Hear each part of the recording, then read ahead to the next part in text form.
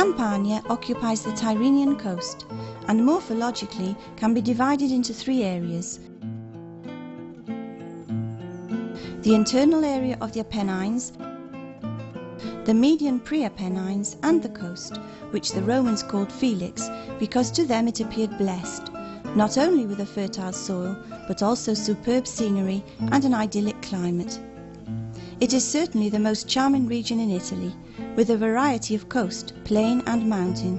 Few corners in the world have so much. But not only the Romans appreciated this area, many illustrious people have settled here.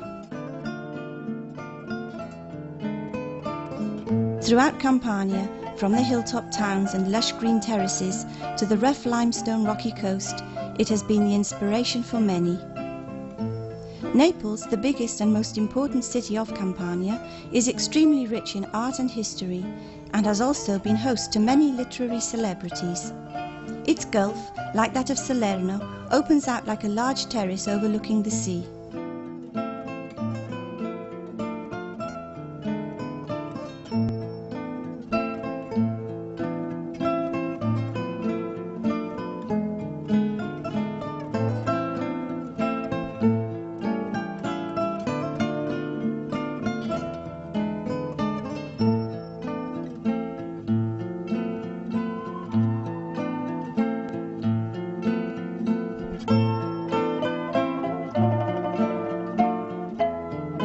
So let us prepare ourselves to travel through this incredibly beautiful region and discover what treasures and surprises it holds in store for us.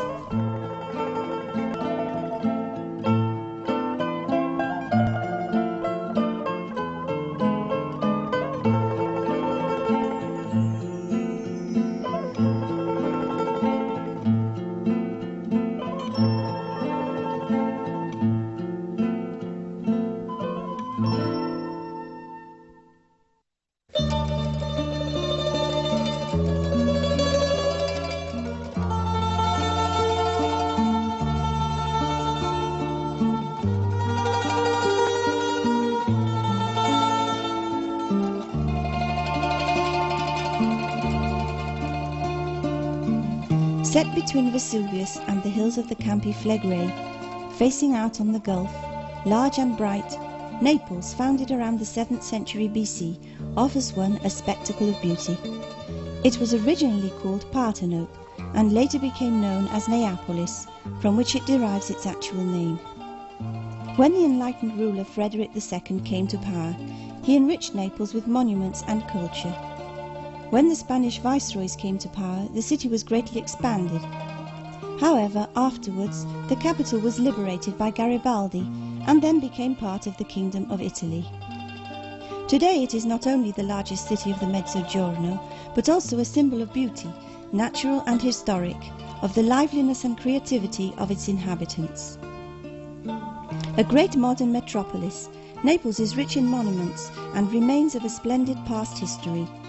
Its 17th century palaces, the churches, museums, important traces of its ancient grandeur are all things that recall the history of this capital, from its first Spanish rule to that of the Bourbons and then the Kingdom of the Two Sicilies. Amongst the most important religious building to be noted is the Duomo. This was built at the end of the 13th century by Charles of Anjou. It is here that we find the chapel dedicated to Saint Gennaro in high Baroque style.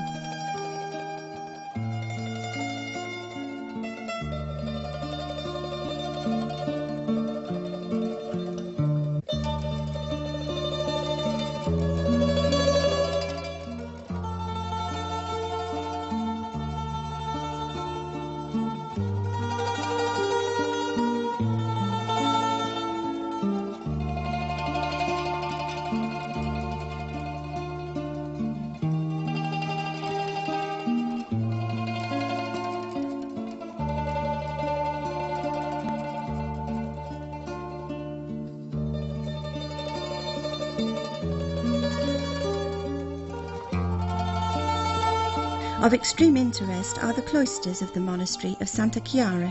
Here the pilasters and benches are decorated in brightly coloured maiolica tiles.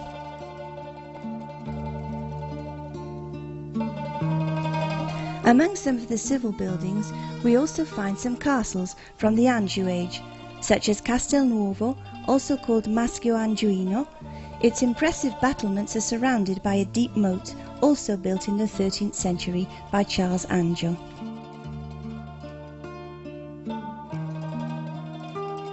The Castel dell'Ovo is of Norman origin, rebuilt during the Anjou reign in the year 1274. It owes its name to the legend spread during the Middle Ages that Virgil built this castle upon a submerged egg that was balanced on the seabed, and it was here in 476 AD that the last emperor of Rome died.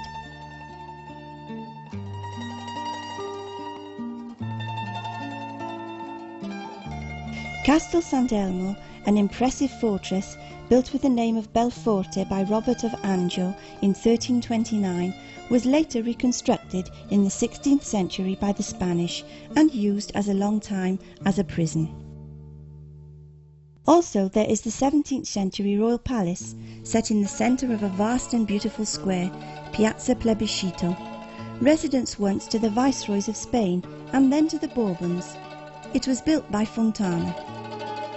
The Theatre of St. Carlo, erected during the reign of Charles III of Bourbon in 1737, has an elaborate interior which comprises of 6 tiers of boxes and is constructed entirely in wood and stucco, work to guarantee perfect acoustics. The Regia di Capodimonte, which has been transformed into a museum, was commissioned by the Bourbon King Charles III in 1700. Surrounded by a large park of 120 hectares, the museum displays a fine collection of valuable paintings and porcelain.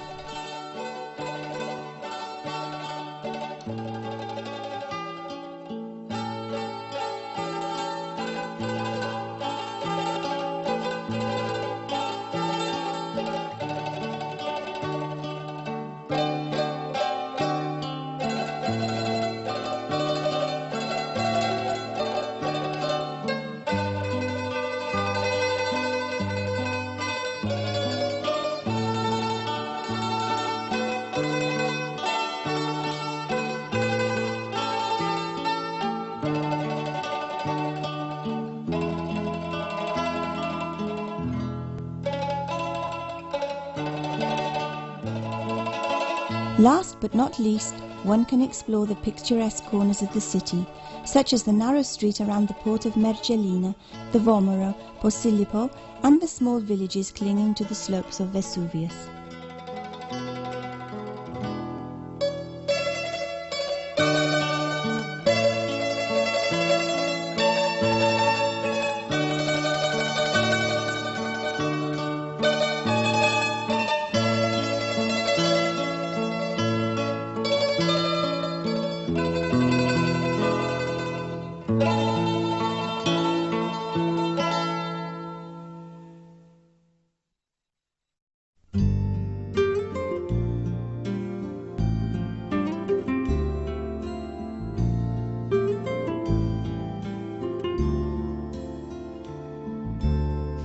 Beautiful and famous, Capri is a pleasure island at the southern approach of the Bay of Naples. It also faces the peninsula of Sorrento, which is just 5 kilometers away. It is a mountainous island and the highest point is 589 meters, and from here it is possible to enjoy the splendid view over the island, the Bay of Naples and Salerno.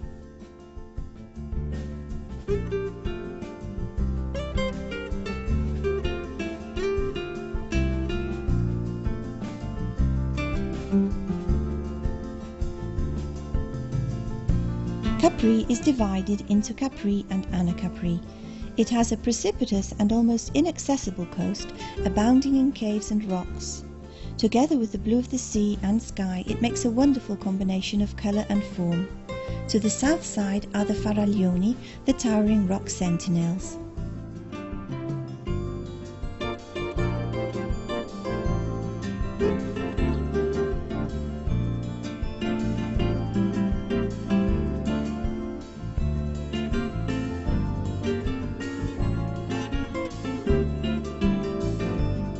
The main centre of the island is unmistakable, with its typical shiny white houses and terraces, tiny squares and narrow medieval alleyways hung with flowers that perfume the air, Also along the twisting lanes you can find the most elegant shops.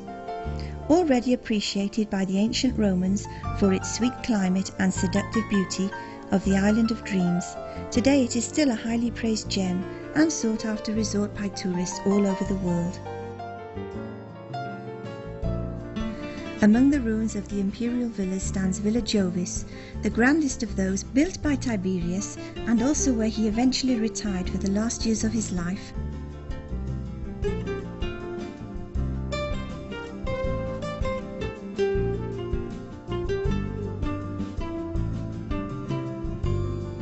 La Grotta Azzurra, the major tourist attraction, was known about in the ancient Roman times. However, in recent times its fame has risen. The sun's rays entering not directly but through the water fill the marine cavern with a magical blue light, hence its name, the Blue Grotto. The interior of the cave is 54 meters long, 30 meters wide and 15 meters high. The opening is barely a meter high, so even in calm weather heads have to be ducked. Near the middle of the grotto there is a ledge where boats can land. In addition, underwater explorations have revealed the existence of much exciting archaeological material. Not to be missed is the justly famous Piazza Umberto I. Not only because of its architecture, it is a delightful place, and one could even call it the sitting room of the town, because it is a main meeting place for the locals and a host of aspiring stars and international celebrities. The splendid Marina Grande on the north coast of the bay, and from here the town of Capri can be reached by the Funicolare railway. Nearby are the scanty ruins of the Augustus Palace a Mare, and here we find some remains of the Greek steps leading to Anacapri, also the ruins of the so-called Bagni di Tiberio.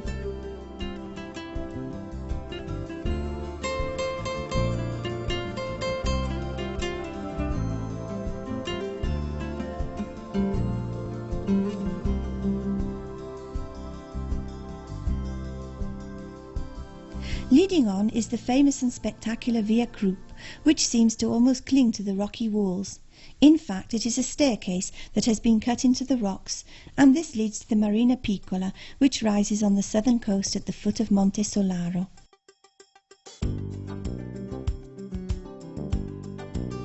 The area looks out onto the Marina di Penauto and Marina di Mulo, and between the two marinas we find the Scoglie delle Sirene, with its naturally drilled picturesque arch and the notable remains of the Roman port. Nearby is the wonderful Grotta Marine, rich in stalagmites and stalactites, which over the centuries have formed the most incredible formations. Finally we come to Certosa di San Giacomo. This monastery was founded in the 14th century. Once destroyed, it was later restored by the monks. Also worth mentioning is the Church of San Michele. It has a magnificent 18th century maiolica tile floor showing the Garden of Eden and the expulsion of Adam and Eve.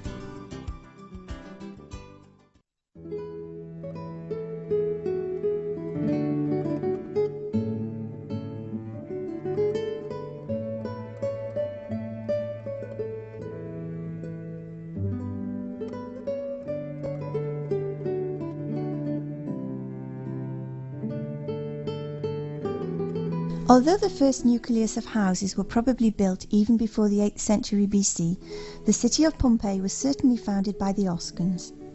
In the 6th century BC, the Greeks invaded Pompeii, and being a coastal city whose commercial and defensive position could not escape from the colonizers' aspirations, entered an alliance with the Greeks for safety reasons against the Etruscans. But at the end of the 5th century, another warlike tribe, the Samnites, seized the town and made a great influence on it. It was only in 89 BC, during the civil wars, that Pompeii became a Roman colony. Shortly after 62 AD, Pompeii was struck by a ruinous earthquake. Prostrate but not overcome, the town dedicated itself to the rebuilding of the city. In 79 AD, the final disaster struck, and most of Pompeii's 20,000 inhabitants perished under approximately 4 meters of ashes and other eruptive materials.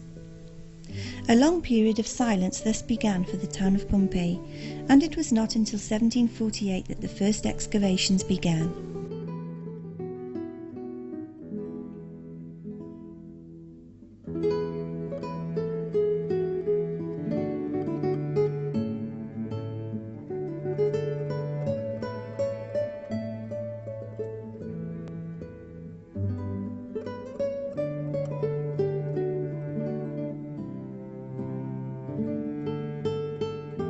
We start here at the Basilica, which was erected around the middle of the 2nd century BC. The most important building in Pompeii, it served for the administration of justice and for the meetings of businessmen who gathered here to discuss their affairs. The building is a rectangular shape and is divided into 3 aisles by great brick columns.